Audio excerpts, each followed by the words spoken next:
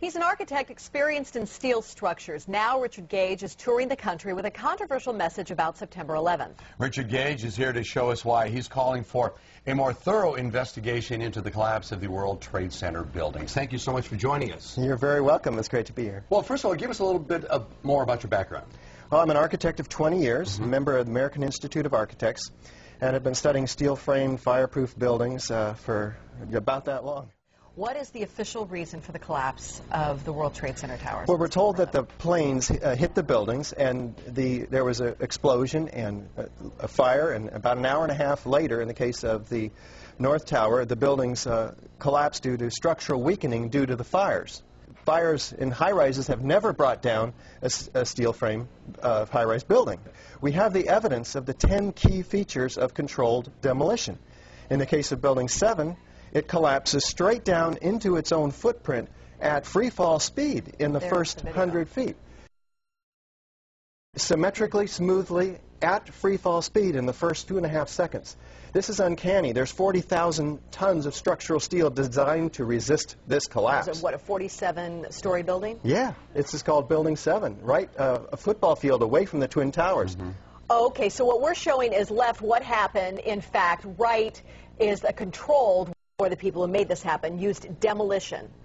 Indeed, and this is a direct comparison. So we have 700 architects and engineers demanding a new investigation. Almost every architect and engineer we show this information to agrees with us that these are controlled demolitions. If that was a controlled demolition, would there not be any evidence at the ground level of explosives? What we find down there is pools of molten iron.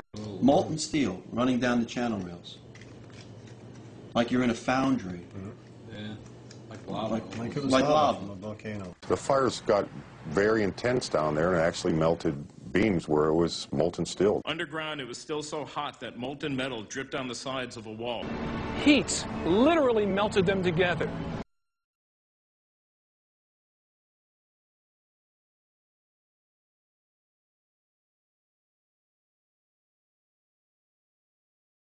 Jet fuel and office fires don't produce molten iron or molten steel. The fires only produce maybe 1,600 degrees. So what produced all that molten iron? Well, it has in it the chemical evidence of a special incendiary, which is thermite, a high-tech incendiary used to cut through steel like a hot knife through butter. All of the dust throughout lower Manhattan, we have 4 to 6 inch thick layer of this dust, and throughout it we have evidence of tiny spheres, billions of them, several tons of previously molten iron. Well, how does that happen? The byproduct of thermite is molten iron, and it's dispersed throughout all of this dust. You were allowed to go in and get samples and examine it? There's plenty of dust. A lot of people have this dust, and 4 of these samples have been sent to physicist Stephen Jones, formerly of Brigham Young University. And they find in it not only these spheres, which others have found too, USGS, R.J. Lee, doing toxicological studies. These spheres have iron, aluminum, fluorine, manganese, very unusual elements associated only with thermite.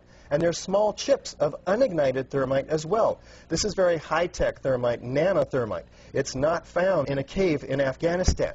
Did Al-Qaeda have access to these highly secure buildings? Probably not. Did they have access to sophisticated nanothermite, where the particles are 1,000 times smaller than a human hair? Probably not. We have 700 architects and engineers demanding a real investigation. We don't have the whole theory as to how this happened, who did it, why. Then let me ask you, I'm person X. I want to place something in one of those buildings.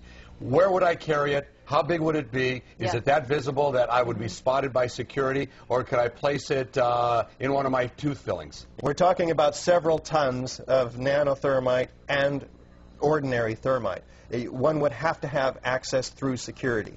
So the security company involved for the World Trade Center should be thoroughly investigated. Somebody should look and see who's on the board. In addition, one would have to have the cover of, say, an elevator modernization, which was, in fact, going on 9 months prior to 9/11, so that there were workers throughout the World Trade Center and that had access to the hoistway, which is immediately adjacent to the core columns and beams in the building.